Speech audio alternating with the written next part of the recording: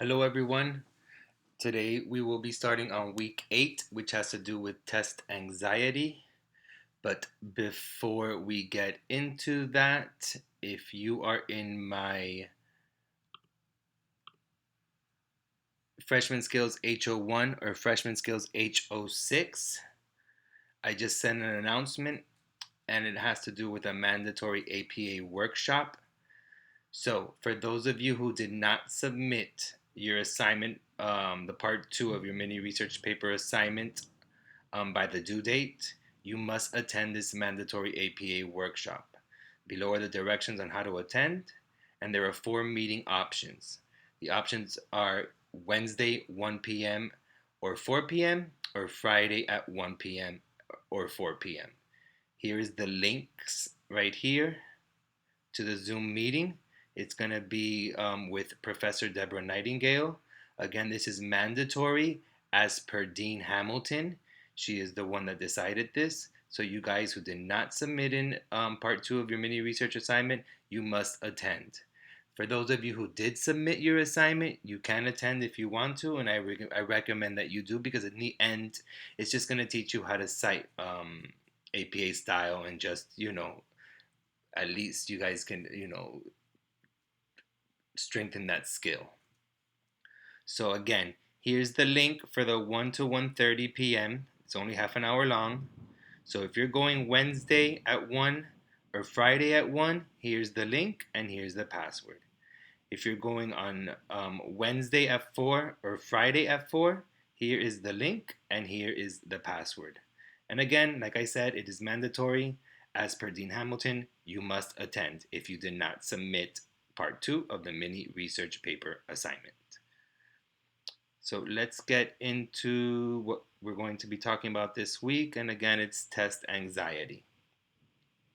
So the learning objectives for this week is to explain the power process, which is detach, what grades and test scores are, what a study checklist is and how to create one, how stress and tests are related, the connection between learning from and making mistakes, and when you might find it useful to cram for a test. It also explains steps and strategies for preparing for tests and taking tests, and what to do after tests. It lists strategies for detaching and dealing with test anxiety and advantages of study groups. And you'll be able to identify powerful intentions for test taking and strategies for answering difficult types of test questions, and compare these to a master student preparing to take a test from the text.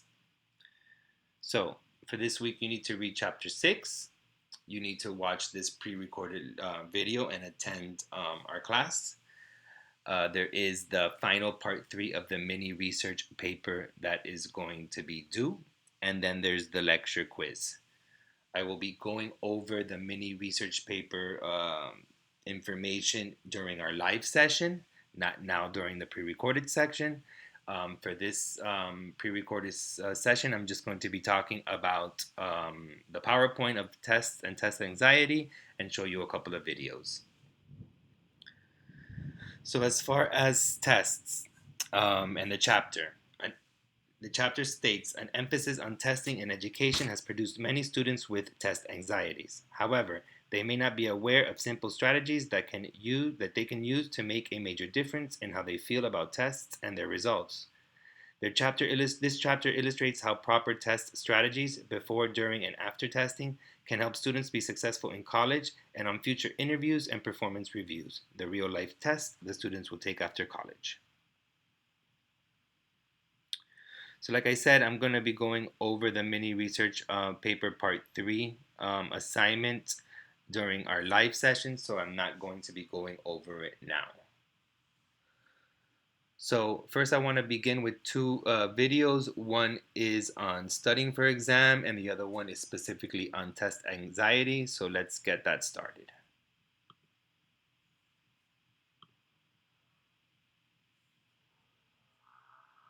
Hi, I'm Thomas Frank, and this is Crash Course Study Skills. Benjamin Franklin once took a few seconds out of his busy schedule of being a god of lightning to remark, "By failing to prepare, you are preparing to fail." This is doubly true when it comes to preparing for your exams. So today, we're going to guide you through the process of creating a study schedule, reviewing effectively so that you master the material, and doing it all without cracking under the pressure, quitting school, and building a career as an internet personality who tells people how to do well in school despite never being able to complete it yourself.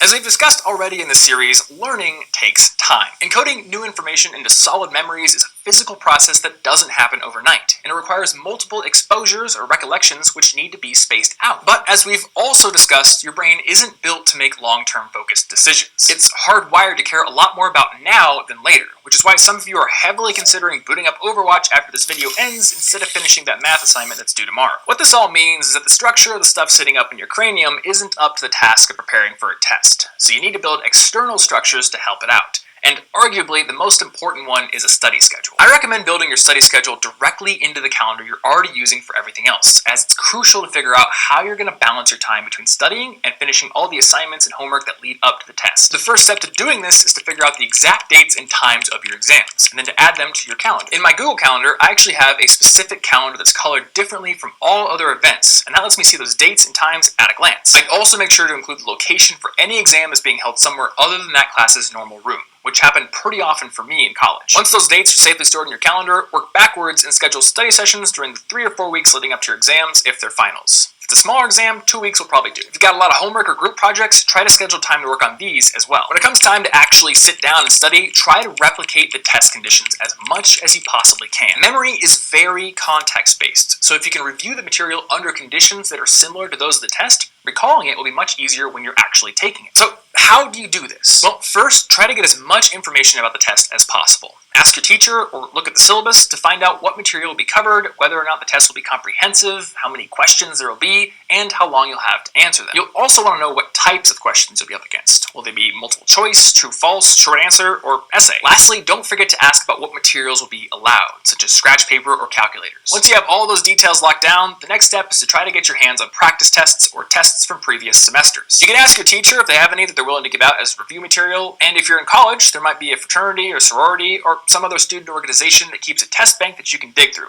There's also an online test bank at kufers.com that contains old tests from lots of universities, so that's worth a look as well. Now that you've gathered all of your resources, it's time to study.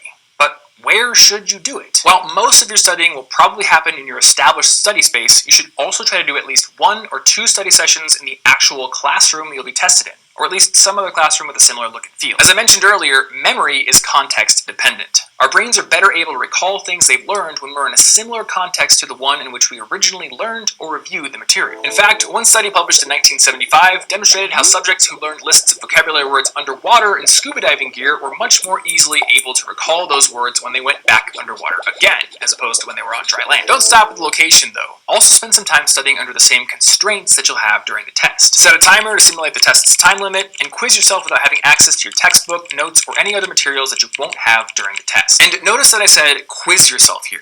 The best way to study for a test is to do it actively and to focus on recall. Force yourself to actually pull facts and answers up from the depths of your memory banks. Now, at this point, you might be thinking to yourself, Tom, this all sounds good. The fact that you're wearing one of Hank Green's shirts makes you a lot more trustworthy, but how am I supposed to quiz myself in the first place, especially if my teacher didn't give me any practice tests? Well, you make your own quizzes, of course. Now, if your teacher gave you a study guide, then that's going to be your #1 resource for creating these quizzes. Just take every concept listed on the guide and convert it into a question. If you don't happen to have one of those, then do the same thing with your lecture notes. Look through them and create questions out of headings, main concepts, and even case studies. Now, when you're forming your questions, in general, you're going to want to emulate the test as much as possible. However, there are a few types of questions that lend themselves perfectly to certain formats. For example, facts and vocabulary terms are great candidates for flashcards. Studying flashcards is another form of quizzing yourself, and they have one great benefit. You can study them from both sides. If you're studying for a chemistry exam, one card can ask you what the chemical symbol for neon is, and if you flip it over, it can also make sure that you know what Ne represents. This ensures that your brain can make the connection no matter where it starts. And when it comes to subjects like math or physics, where your questions will usually take the form of equations or problems, you want to spend the majority of your study time actually working through those problems. Spend a little bit of time familiarizing yourself with formulas and concepts, sure, but spend way more time practicing and making sure you can actually perform the operations yourself. Now, as you spend time actively solving these problems, you're inevitably going to run into things you don't know how to solve. When you do, it's important to know when to ask your teacher for help and how to do it correctly.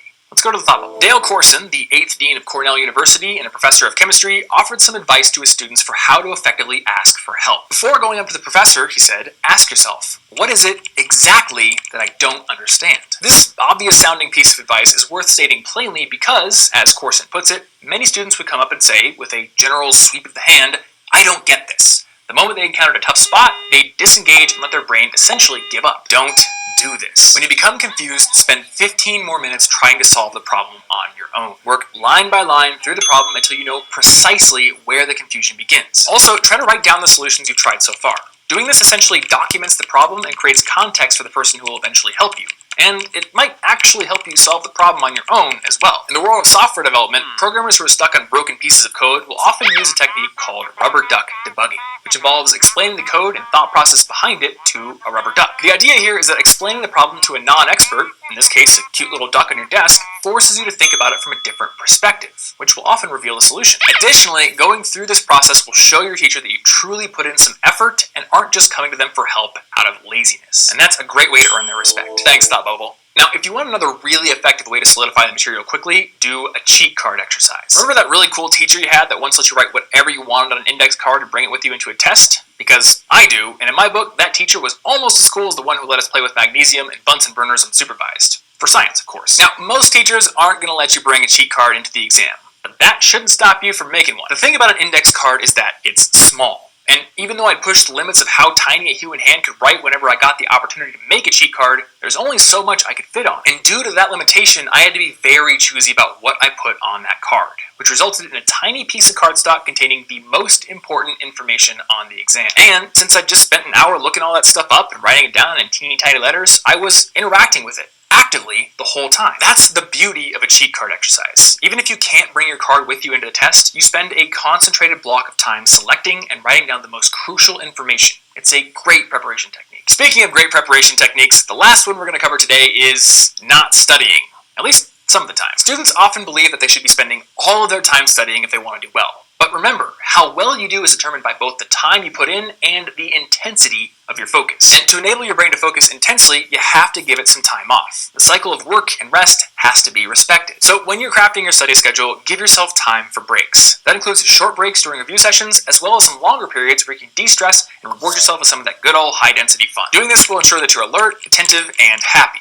Well, as happy as somebody with a calculus final coming up can be. And if you're creating your study schedule well in advance, you should have no problem giving yourself time for these breaks while also leaving enough hours open for studying. Speaking of breaks, it's time for one now.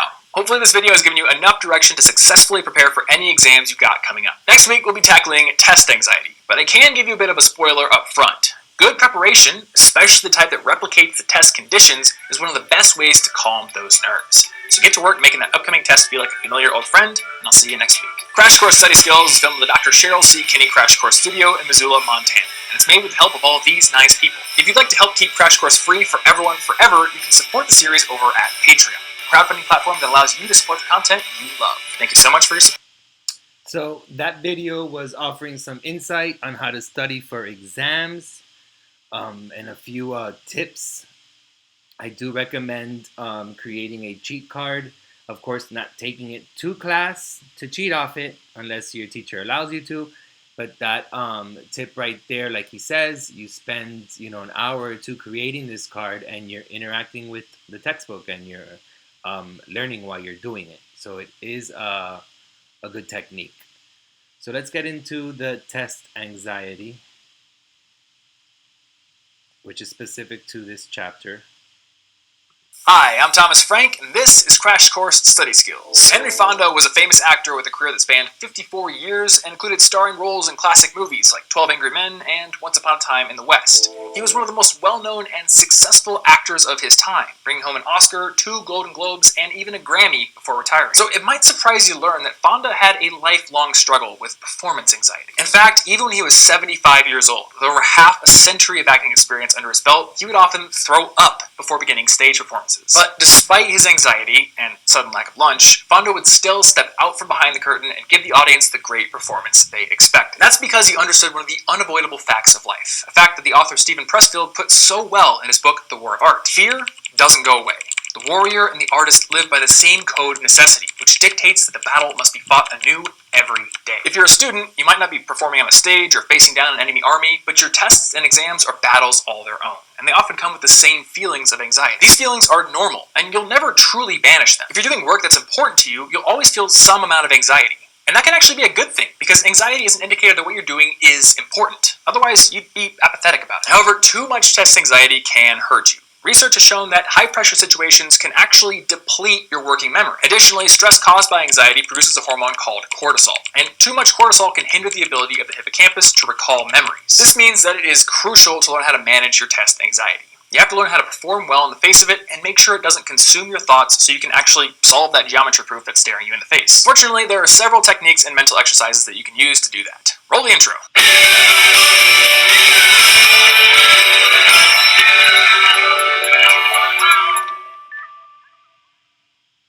Test anxiety is caused by many different factors, but today we're going to focus on the most common ones, which I call the 3 big fears. Number 1, a fear of repeating past failures. Number 2, the fear of the unknown. And number 3, the fear of the stakes. Now, in a minute, we're going to dig into each of these fears and work to figure out how you can combat them. But before we do that, there is one general purpose strategy that I want to share with you. The next time you feel anxious going into a test, take out a piece of paper and spend just a couple minutes writing out exactly what's causing you to feel that way. This has been scientifically proven to reduce test anxiety.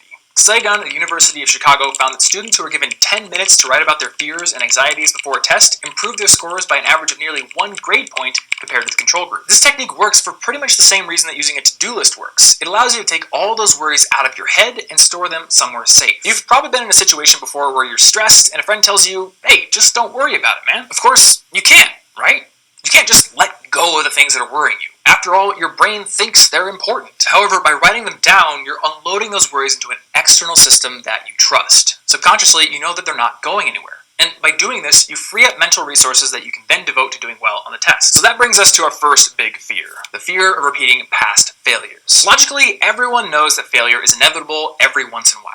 To err is human, wrote Alexander Pope, and the realm of calculus finals is no exception. But we're not always logical. In fact, human beings have an inherent negativity bias, a tendency to remember and give more emotional weight to negative events rather than positive ones. And this is a feature of the brain that's pretty useful when it comes to survival. After all, remembering which mushrooms made you sick, or not to try to shake hands with a tiger, is pretty important for survival. But the negativity bias doesn't limit itself to poisonous mushrooms or tigers. Any negative event can create feelings of apprehension and fear when it comes up again. So even though almost everyone does poorly on tests and exams at least once in a while, when it happens to you, you might naturally fear that it'll happen again the next time around. So how do you actually beat this negativity bias? Well, first, realize that you're not defined by your past successes or failures, despite what that insidious part of your brain might try to tell you. Well, the path you're on right now is certainly, at least in part, a product of your past choices. It's not a path with a predetermined destination. At any time, you can choose to do things differently than you did in the past. If you're ready to do that, you need to start by analyzing your past mistakes and gathering as much information about them as you can.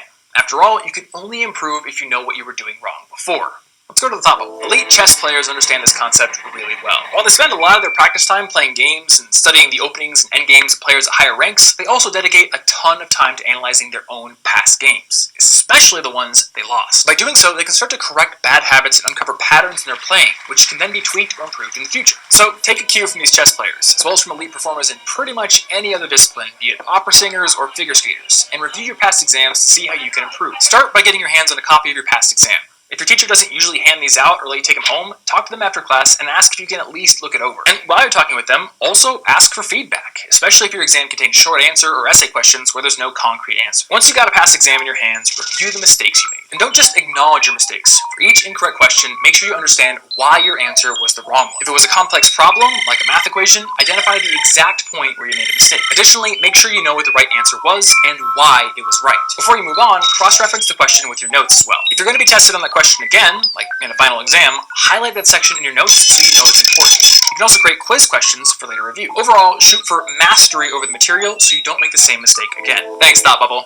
The details of those incorrect questions aren't the only things that deserve reflection. You also need to figure out why you made the mistakes in the first place. Ask yourself, was I unprepared? And if so, why was I unprepared? Did I simply not put enough time into reviewing? Did I ignore the study guide? Or did I just use an ineffective study method? If you feel that you were prepared, then maybe something went wrong during the actual exam. Maybe you rushed through and made a lot of careless errors. Or maybe you let time get away from you and you didn't actually finish the whole exam. Or maybe that creepy AI from Ghost in the Shell hacked your brain in the middle of the exam and forced you to spend the whole time licking your paper. These things happen. Whatever the reason was, don't let it get you down too much. Remember that failure is a great teacher, and it's often a better one than success. Since we remember our failures so well, every one of them is a lesson and an opportunity. But you need to make sure that you use that opportunity by making a plan for how you'll avoid the mistake in the future. Just saying, I'll do better next time, isn't enough. You need to know exactly how you're going to do better. And that's not all you need to know. In fact, the more you can learn about your exam in all its facets, the more comfortable with it you're going to be. This is the way to overcome the second of our big fears, the fear of the unknown. People naturally fear what they don't understand.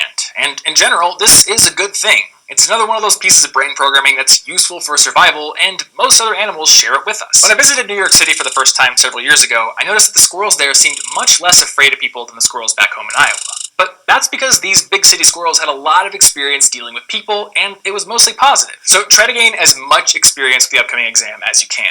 Now, we talked a lot about how to do this in the last video on preparing for tests, but the general principle here is to try to replicate the test conditions when you're studying. Do your best to get access to practice tests and study guides, and create quizzes out of your notes to fill in the gaps. Additionally, spend some time studying in a classroom that looks and feels similar to the one you'll be tested in, and quiz yourself under the same time constraints that you'll face during the exam. You want to make that test feel like a familiar old friend when you actually face it. As Scott Birkin, a professional public speaker, put it, by the time I present to an actual audience, it's not really the first time at all. That's the feeling you're going for. And that brings us to the last of our big three fears, which is the fear of the stakes. One of the biggest sources of test anxiety is the feeling that this test means everything. It's going to define your overall grade, where you'll be able to go to college, and whether or not you'll get to work for Elon Musk someday.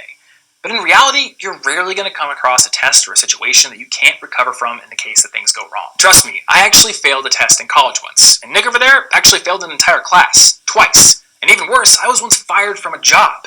In both cases, it was totally my fault. But I learned my lessons, I made sure I never made the same mistakes again, and I moved on. And even if things don't go perfectly for you, you'll be able to do the exact same thing. And if that's not comforting enough, try reframing the test in your mind. Think of it as yet another learning opportunity rather than as a judgment. After all, a test challenges you to recall what you've learned, and as we've already discussed, active recall strengthens your mastery over the material. And at least for me, viewing a test this way makes it seem a lot less scary. Lastly, keep in your mind that anxiety isn't something you always need to try to deal with on your own. If you have anxiety that's majorly affecting your life, don't hesitate to ask a professional for help. Hopefully you found this week's video to be helpful. Next week, we'll be switching gears and talking about how to write great research papers and essays. See you then. Crash Course Study Skills is filmed in the Dr. Cheryl C. Kinney Crash Course Studio in Missoula, Montana. It's made with So that video offered some insight on how to deal with test anxiety. So let's get straight into the PowerPoint for this week.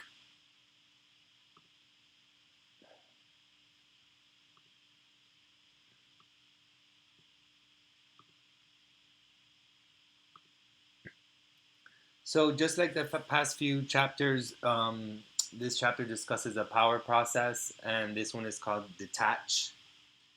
And it states to release the powerful natural learner inside of you, that attachments are addictions, and when you notice strong emotions, it may be time to detach. And how do you do that? You notice your thoughts and physical sensations, you practice relaxation, and practice seeing events in a broader perspective. It says also a caution, giving up an attachment doesn't mean giving up a goal. So pre-test action. So things to do before a test. So find or create practice materials, a practice test, copies of old exams, mind map summary sheets, and flashcards. And schedule your practice sessions to a daily practice, weekly practice, and major practice sessions. So we saw in the video beforehand, the two videos, They did speak about, creating your own materials like test questions and try to get copies of old exams. These are all great ways to get prepared for a test. So predict test questions, which is another thing that the videos also spoke about. So ask about the test, put yourself in the instructor's shoes, look for clues in notes and readings, look for clues in class, save all class materials, apply your predictions, and watch for this will be on the test. Meaning that if your professor says this will be on the test, then make sure that you make a note of that. So there's cooperative learning, which is studying in groups. And there's a form and conduct. The form is to choose a focus, to look for dedicated students, hold a planning session, and do a trial run. And what you should conduct is ask an instructor for guidelines, set an agenda for each meeting, assign roles, cycle through learning styles, teach each other, test one another, compare notes, create large mind maps and concept maps, monitor effectiveness, and use technology to collaborate. So these are all the things that, all of you, let's say you were in a study group, these are the things that you would do within the study group. And this is how you would form the study group. So studies teams to work teams. So you must schedule carefully, set clear starting and stopping times, set a focused agenda, make sure that necessary materials are available, monitor comprehension, and each meeting with a to-do list. Think about logistics for the next meeting and cover action items and assigned duties. So again, these are just other tips to do within your own study group or even something that you would do in a work team. So the high cost of cheating. So these are just basically what happens if you cheat. You learn less, you risk of failing or getting expelled, you lose time and money if you fail or expelled. Fear of getting caught promotes stress. Violating values promotes stress. Easier to violate integrity again, and it lowers the self-concept. So one thing I do not recommend that you do in college is cheat, because if you get in trouble or you get busted, I should say, you could very well be expelled or fail the course automatically. So letting go of test anxiety. First, it says to accept your feelings, to yell stop, describe thoughts in writing, just like we just saw in the video, like he said, to spend 10 minutes writing down all your anxiety and what's going on. Dispute your thoughts, praise yourself, consider the worst, breathe, over prepare for tests, and care for your body as much as your mind. So these are just different ways to let go of your test anxiety. So how to handle work anxiety. Job interviews can produce anxiety. You will likely continue to take tests and certification exams in your future careers. You may go back to school for another degree to advance your career. Job performance reviews offer a test-like situation.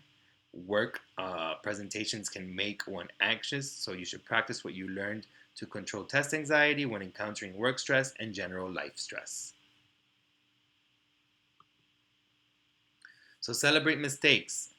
It's valuable feedback. It demonstrates that we are taking risks. It gets them out in the open, and it happens only when we are committed to make things work.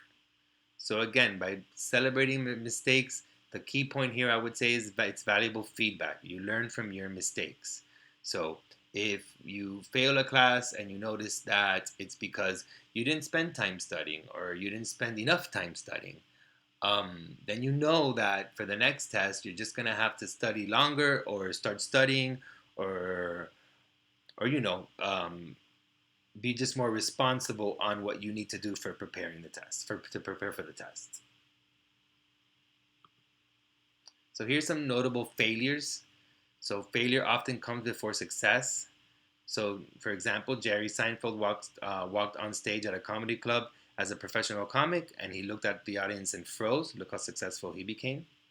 When Lucille Ball began studying to be an actress in 1927, She was told by the head instructor of the John Murray Anderson Drama School to try another profession. Look how successful she became. She's from I Love Lucy.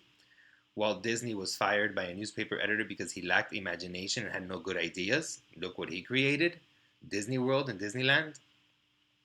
In 1954, Jimmy Denny, manager of the Grand Ole Opry, fired Elvis Presley after one performance. Look how famous Elvis became. And Michael Jordan was cut from his high school basketball team. And look how successful Michael Jordan was in basketball. So these are just some tips on how to deal with tests anxiety. Make sure that you read over the chapter to get a more detailed look at these different techniques on how to deal with test anxiety. And make sure also that this week you set enough time in your schedule to work on the mini research paper. And like I said, we're going to be discussing that during our live session. So in the book,